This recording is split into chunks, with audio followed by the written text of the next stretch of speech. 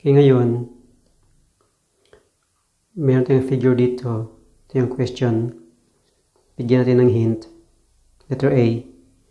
If the measure of angle FOG, ito na angle, is 43, find the measure of arc FG. So dito, yung central angle is equal to the intercepted arc.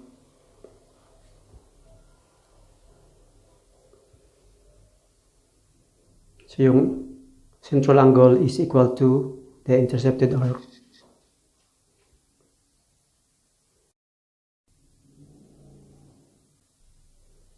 Okay,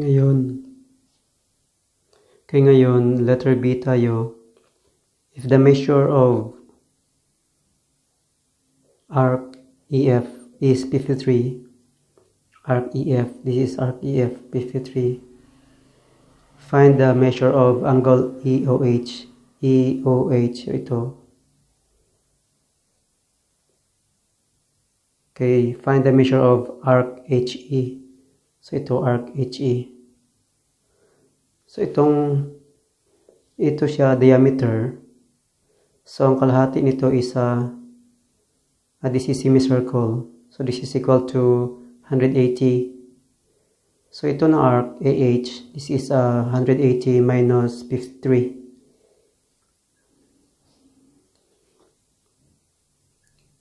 Tapos yung central angle is equal to the intercepted arc.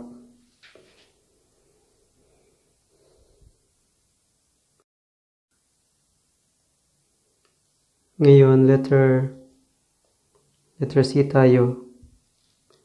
If the measure of arc HG is 140, so ito arc HG, this is 140, and angle FOG is equal to angle EOF. This angle is equal, so this is equal. Find the measure of arc HE. So arc HE, okay, what is the measure of this arc HE? So ngayon, ito siya is 180. So ito na angle, ito na arc is equal to this arc. So ito na arc ay equal to this arc.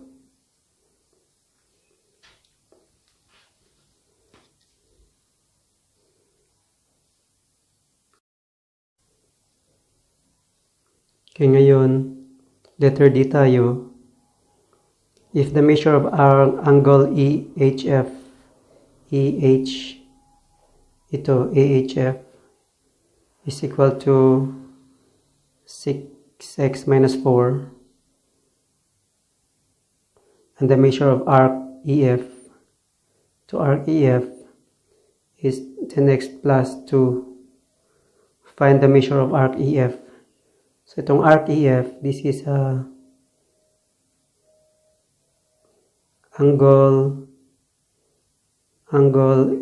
EHF is 1/2 of arc EF. So ito siya. Ito yung hint.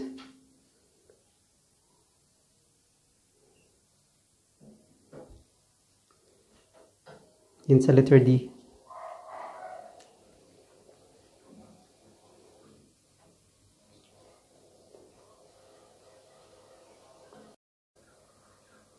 Okay, number 2 tayo. Dito ulit. Ito number 2. Letter A.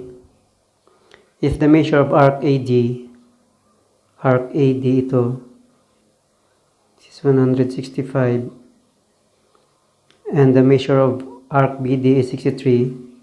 So BD is 63. Find measure of arc ACD. So ito siya na. So this is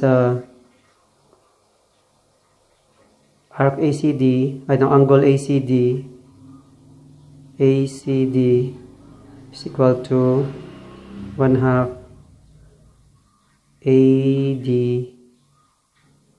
minus BD. Okay, ganun siya. Arc.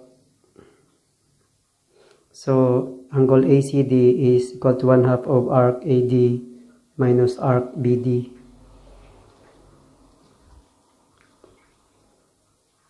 Ito yung hint sa letter A.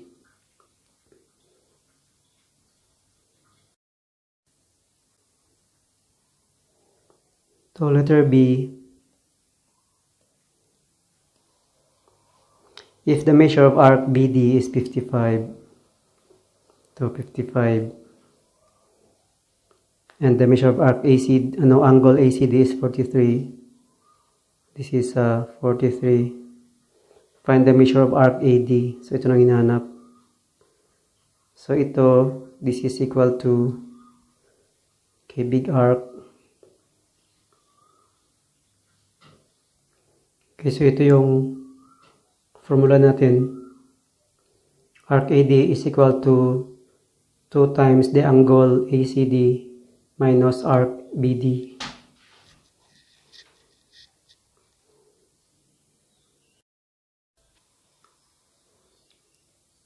Subscribe please